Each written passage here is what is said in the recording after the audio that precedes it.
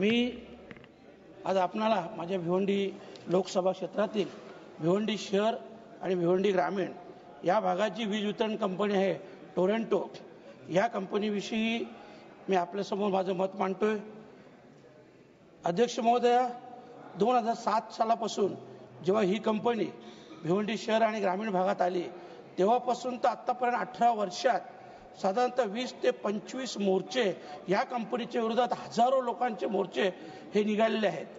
खास करून भिवंडी कापड व्यवसायामध्ये या देशामध्ये एक नामांकन असं महत्त्व होतं, परंतु आज तो व्यवसाय देखील डब घायला आलेला आहे। हजारो लोकांचा रोजगार हा बुडालेला आहे। अध्यक्ष महोदय, ही वीज वितरण कंपनी मनमानीप्रमाणे लोकांच्या घरात घुसून जी फाईन करायची फाईन करतोय।